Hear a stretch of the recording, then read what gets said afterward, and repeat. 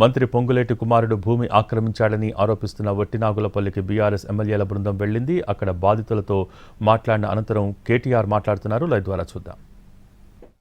వాళ్ళు ఏం చేయాలో తెలియక పోలీసుకు ఫోన్ చేసినారు. ఫోన్ చేస్తే మొదలు పాపం పోలీసులో ఒక సిన్సియర్ అధికారి ఉండే, హబీబుల్లా ఖాన్ అని. ఆయన హెల్ప్ చేశాడు. ఆయనకు తెలియదు ఈయన వెనకాల ఎవరున్నారో ఆయనకు కూడా తెలియదు. తెలియక ఏం చేసినాడు, ఎఫ్ఐఆర్ చేసినాడు.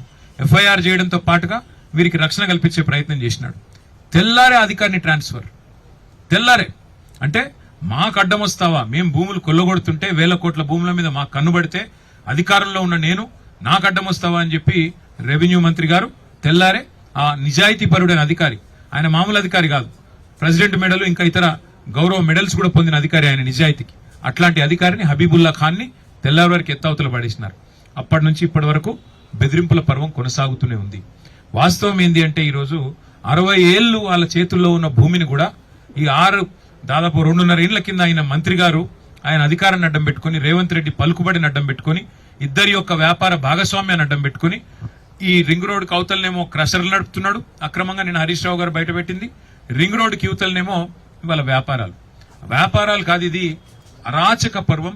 భూములు గుంజుకునే భూ దోపిడీ, వాళ్ళ భూదాహం కోసం ఇవాళ ఇట్లాంటి నిజాయితీ పరులైన అమాయకులైన వారిని వేధిస్తా ఉన్నారు. ఇవాళ మేము చూపెడుతున్నది మీకు మచ్చుకు ఒకటి, ఇక డీటెయిల్స్ చాలా ఉన్నాయి. హైకోర్టు ఆర్డర్లు ఎట్లా తుంగలో దొక్కినారు, 60 ఏళ్ల నుంచి అధికారం వాళ్ళు ఎంజాయ్ చేస్తున్న భూమిని ఏడి సర్వేని అడ్డం పెట్టుకుని ఎట్లా భూమి బౌండరీస్ మార్చే ప్రయత్నం చేశారు, ఎట్లా మొత్తం కాంపౌండ్ వాళ్ళు గులగొట్టారు, ఎట్లా మిమ్మల్ని జిందా ఇక్కడే అంటే మిమ్మల్ని సజీవంగా ఇక్కడ పాతి పెడతామని చెప్పి ఎట్లా చెప్పారు. మీరు చూడండి, చెట్లే 30-40 ఏళ్ల చెట్లు, ఇవి కొబ్బరి చెట్లు కానీ మామిడి చెట్లు కానీ 30-40 ఏళ్ల చెట్లు. అంటే ఇలాంటి భూములు ఇక్కడ విలువైన ఒక భూమిని మేము మీకు చూపెడుతున్నాం. ఇట్లా ఇంకా చాలా ఉన్నాయి. ఒక్కొక్క బాధితులందరూ ఇవాళ మా దగ్గరకు వస్తా ఉన్నారు, మా ఎమ్మెల్యేల దగ్గరికి. నిన్న జరిగిన ఎపిసోడ్ తర్వాత మా దగ్గరికి వస్తా ఉన్నారు. మహేశ్వరం కాన్స్టిట్యున్సీలో, మా సబితక్క కాన్స్టిట్యున్సీలో, రంగారెడ్డి జిల్లాలో 1000 ఎకరాలు ఇదే పద్ధతుల్లో కొల్లగొడుతున్నారు. ఒక్క మాట నేను చెప్పదలుచుకున్నాను. కాంగ్రెస్ పార్టీ మేనిఫెస్టోలో చెప్పారు, ధరణిలో 20 లక్షల ఎకరాల భూమి ప్రాహిబిటెడ్ లిస్ట్ లో ఉంది. ఎందుకంటే రకరకాల పంచాయతీలు ఉంటాయి కాబట్టి ఆనాడు నిజాయితీగా పనిచేసే అధికారులు యాజ్ ఇట్ ఈస్ పెట్టారు. కాంగ్రెస్ మేనిఫెస్టోలో ఏం చెప్పారు, ఆ 20 లక్షల ఎకరాలను నిషేధిత జాబితాలోంచి 100 రోజుల్లో తొలగిస్తాం. ఇది చెప్పిన మాట మేనిఫెస్టోలో. ఇవాళ జరుగుతున్నది ఏంది, 2.5 ఏళ్ల తర్వాత ఇట్లాంటి అమాయకులందరినీ అధికారాన్ని అడ్డం పెట్టుకుని, అధికారులను అడ్డం పెట్టుకుని అరాచక పర్వానికి తెరలేపి 1 కోటి ఎకరాల భూమిని ఇవాళ నిషేధిత జాబితాలో పెట్టారు. 22A లో పెట్టారు. ఏం చెప్తున్నారు, డైరెక్ట్ గా మీరు మా దగ్గరకు వచ్చి మీ భూమిలో 50% ఇస్తే మీరు అందులోకెళ్ళి తీసేస్తాం, లేకపోతే తీయం.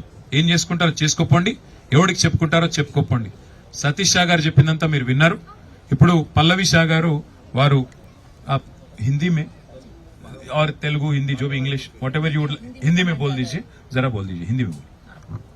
हेलो, मैं पल्लवी शाह बोल रही हूँ और मैं इस जमीन की मालिक हूँ और हम दिवाली के बाद अक्टूबर से हम बहुत परेशान हैं और इसकी वजह ये है कि पहले वो लोग हमारे पास मिलने आए, बात करने आए. दैट टाइम हमको नहीं मालूम था कि क्या इंटेंशन है. अब हम रिलेट कर पा रहे हैं. नाउ वन थिंग कि जब उन्होंने आके श्रीनिवासलू जो एडी जो हैं उन्होंने आके सब पॉइंट्स लगाए हमारी जमीन के अंदर, तो वो हमें कुछ अजीब सा लगा. हमारी ऑलरेडी जमीन जो है सर्वे हो चुकी है 2021 में और कोर्ट के अकॉर्डिंगली हमने दीवार भी उठाई.